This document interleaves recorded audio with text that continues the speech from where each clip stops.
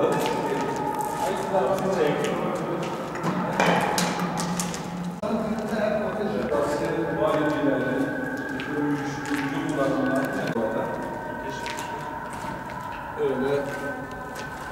milli servetin heba olduğu noktalardan bir nokta burası işte Ağrı merkezinde. Maalesef kendi tabiriyle terk edilmiş, başbaşı bırakmış bir durum.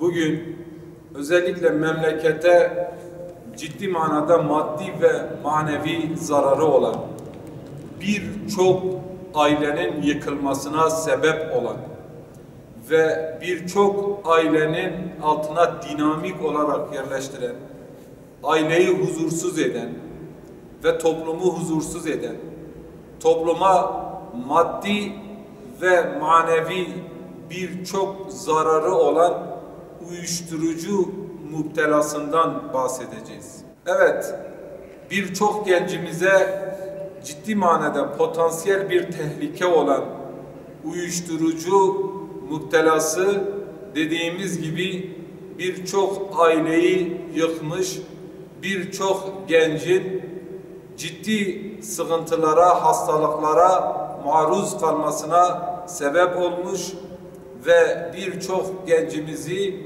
manevi buhranlara ve boşluklara itmeye sebep olmuştur.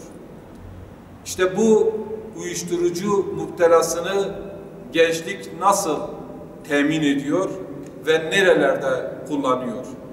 Bizler bugün Ağrı'da özellikle uyuşturucunun kullanıldığı alanlar üzerinde bir araştırma yaptık ve Ağrı merkezde, tam merkezi konumda olan metruk alanlara ve metruk binalarda bir araştırma yaptık.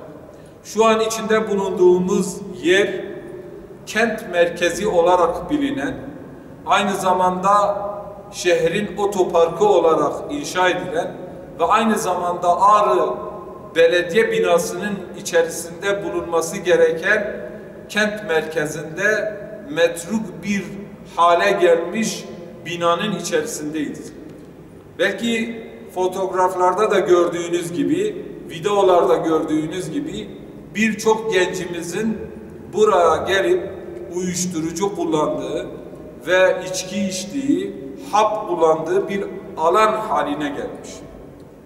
Buranın bir an önce el atılması ve şehir merkezindeki bu metruk binaların kendi asli görevleri, unsurları neyse, ne amaçla kullanılması gerekiyorsa o amaca hizmet edilmesi gerekiyor. Malumunuz 2019 yılında Zamanın Kayyumu tarafında ihale edilen ve ciddi bir rakama da ihale edilen 20 milyon küsüre ihale edilen bu alan şu an kullanılmaz bir halde, perişan bir halde, milli servetin böyle heba edildiği, çürüyüp gözümüzün önünde heba edildiği bir alan içerisindeyiz. Malumunuz Ağrı şehir merkezi ciddi bir trafik yoğunluğu da yaşıyor. Ciddi bir alan boş halde ve park alanı olarak bile kullanılan bir alan şu an metruk bir bina haline gelmiş ve uyuşturucu müptelası olan gençlerin mekanı haline gelmiş. Bizler Hüdapar Ağrı Teşkilatı olarak burada tüm yetkililere sesleniyoruz.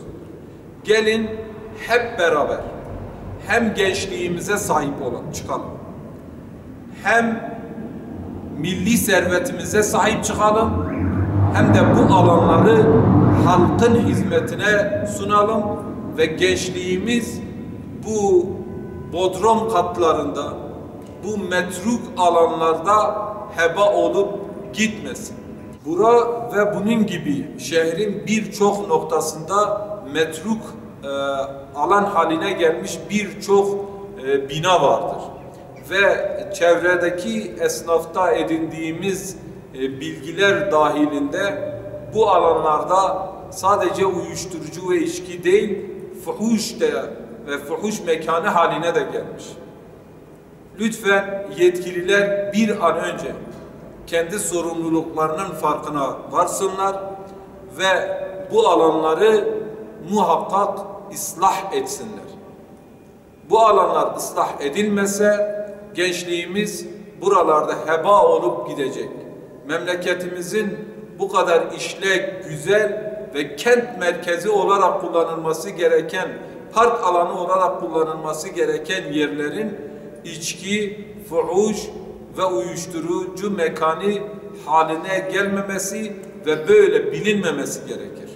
Bu söylemiş olduğumuz birçok sıkıntıyla beraber bu metruk alan şehrimize kötü bir görünüm de kazandırıyor. Ve dolayısıyla şehrin merkezinde böyle ucube bir yapının olması şehir açısında da, şehrin gelişmesi açısında da ciddi manada bir sorun teşkil etmektedir.